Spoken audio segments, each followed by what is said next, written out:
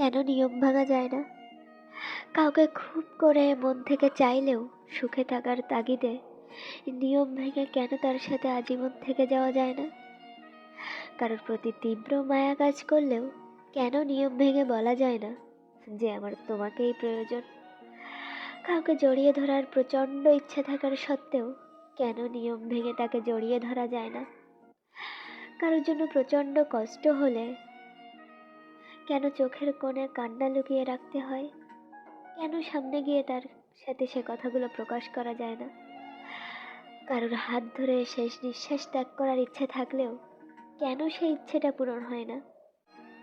কারোর জন্য বুকের ভিতর আজীবন ভালোবাসা জমিয়ে রাখলেও কেন নিয়ম ভেঙে সে ভালোবাসা প্রকাশ করা যায় না? বৃদ্ধ বয়সে একসাথে থাকবো ইচ্ছে করলেও স্পষ্টভাবে আমি জেনে গেছি নিয়ম ভেঙে সেটা করা যায় না। কেন কিছু নিয়মের তিক্ততার দায়ভারে ভেতরটা ভেঙে চুরে যায়? নিয়ম কি জীবনের থেকেও বেশি মূল্যবান? কেন নিয়ম ভাঙা যায় না?